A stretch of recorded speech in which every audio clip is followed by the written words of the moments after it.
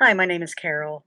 I live in Ohio, and I'm here to speak with you about Bender and Bender Advocacy Group for Social Security and let you know that you really need to look beyond the name.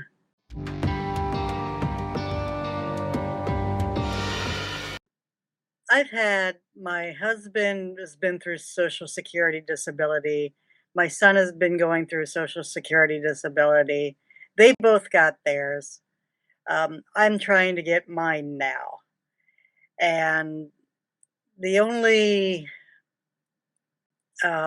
lawyer that would take my case right now was Binder and Binder. But the thing is, they're not lawyers. They're an advocacy group. And everybody goes to them thinking that they're lawyers, but they're not lawyers, really.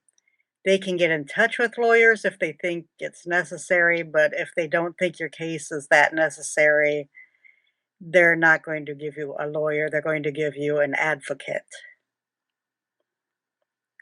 So what that means is that you will have a representative, but it's not necessarily somebody who is practicing law, and it's not necessarily somebody who has any experience in this field. So you have to be very careful with how they word things because nowhere on their website, nowhere in their commercial do they say they're lawyers. They say that they are advocates, but most people do not realize that. So that's the main thing you really have to work out for. So you went to them. What did you ask them for? What were they supposed to do for you? I went to them for thinking at first that they were lawyers and everything. They were supposed to represent me, which of course they did. They did give me a representative. But like I said, it was not a lawyer and it was not a person who really had a lot of experience with Social Security law. They trained this person themselves. It was not somebody who has been to law school. It was somebody who basically gathered up all the paperwork and presented it. It was not somebody who actually went through the paperwork and really went to the meat and bones of the whole situation. So did you communicate with them in person? Was the representative, or was him or her, whoever that was the representative of Bender and Bender? Basically, the only communication I received with them was either in the mail or it was over the phone. And most of the time when it was over the phone, it was me contacting them, trying to ask a question or something. The people I had, I actually had to gather most of the paperwork, get the paperwork together and send it to them. They did not really contact my lawyers or excuse me, my doctors or anything. Um, and I basically they would send me a letter and I would give it to my doctors saying that, they need to have this and this is their fax number and stuff. So there was very little communication. Of course, Social Security in itself is a huge, waiting game as it is. But, there were times that I needed to know what was going on. It was really hard to get a hold of them and stuff, or they had no idea either what was going on. Carol, did you pay them any money for their services? By them, I mean Bender and Bender. No, at least that much, they don't, until they pay, or excuse me, until you win, they won't take any fee from you. So that at least is good.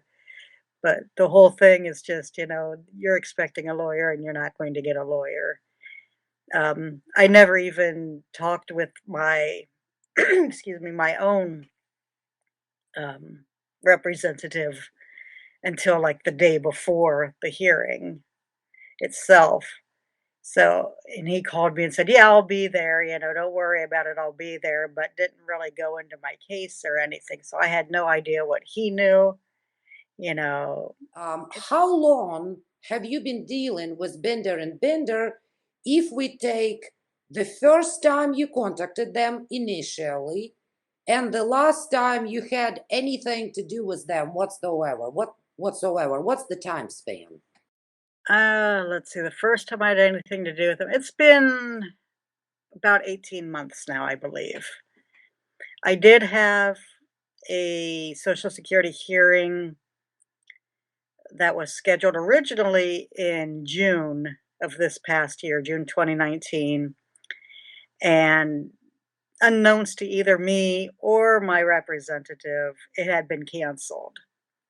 But Social Security did not let either one of us know. So he came from Columbus, which is about 2 hours away from me, 2.5 hours away from me, to this hearing, and for no reason. And of course, I showed up at the hearing for no reason. And in fact, we got there, the Social Security office was locked up and everything. So, that kind of, I think, ticked them off too, that they had, yeah. And so I finally had my hearing rescheduled for December 3rd of 2019.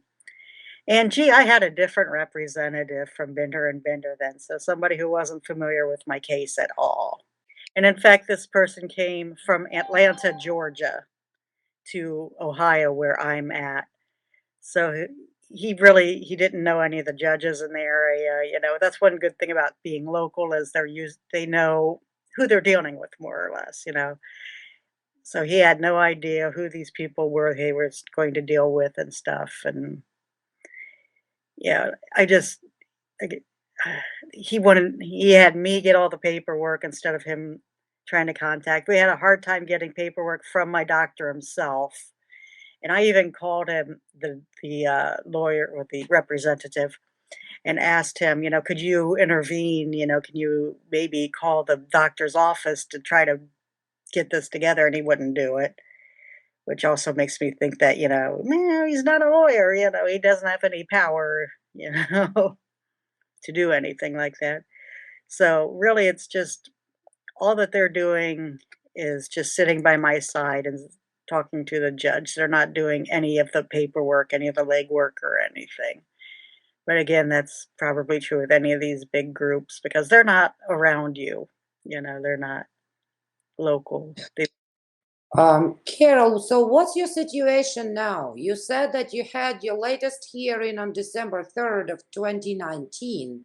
Yes. So what's your situation with getting Social Security disability as we speak today? I am waiting for my judgment still. They say 6 to 12 weeks. I'm right about at the 6 week point where they say that you can get the actual results. So I'm just in the waiting game still of waiting for my results to see if I get it or not. What obviously Bender and Bender did not do a good job, No. from what we can say on your case. If we take into account the whole situation, them coming to the hearing, sending different lawyers, not communicating with you in person, not learning the particulars of your case, and so on, there had to be something in this Bender and Bender business where you just went, you know what, it just clicked, and you just went, you know what, I'm going online and I'm letting the world know what these folks are doing. Can you recall, please, when that moment occurred? Basically, I was just looking at this point, I was at like 6 months of waiting and not hearing of any about anything or any good thing. And I was having trouble getting a hold of them. And it's just like, I'm going to go online and look up reviews on them. And of course, every review I got was basically bad. Don't do this. They're not who you think they are. They're not going to represent you well. But the thing that really got me is how clueless a lot of people are about the whole Social Security, cycle, more or less, what all you have to go through this. So I thought, well, I need to let these people know, number one, Bender and Bender are not really who they say they are, and that there are a lot of expectations out there from Social Security itself that just aren't true, so I wanted people to know also just how the Social Security disability whole cycle works, what all you have to do and all you have to go through. But yeah, really, I was just really upset that Binder and Binder was not following through. They were not keeping in contact with me, at least saying, we're still looking at your case or whatever, your case is still active. I don't think they should let you just hang there for 6 or 8 months before they get a hold of you again, it's because it's always in your mind what's going on. It's like, I wanna know what's going on, can you at least give me an update or something? What message could you give to those people that are going to be watching your interview, please? It's a long, drawn out process. Like you said, you have to have stamina, you have to try not to get discouraged, and that's the hardest part. Be careful who you contact, really look into the company first. Don't just because you see somebody on TV doesn't mean that they are good for your fit a good fit for your case. Yeah. I'm sure Bender and Bitter has helped a lot of people, but, you know, I th I think Bender and Bender will not reject the case. I think that they will take basically anybody because that's another chance for them to make money. They're going to get 25% of your what you have coming to you, which is the maximum Social Security will allow. And they do this without really showing any much effort. Bender and Bender is a machine. It's not a group. It's not a little small company. This is a group, a machine that has probably hundreds of people working for them. Um, I myself, when I have contacted them, I've talked to at least 3 different people, not counting my attorneys, you know, or excuse me, not my attorney, I don't have an attorney, my representative, yeah, but at least 3 different people in the office itself that has, just basically pulled up my file on a computer and said, "Oh, yeah, this is you need to give me this and this and this," or whatever. This is you're just a little speck to them. They have so many other cases going on. There's no real individualized attention.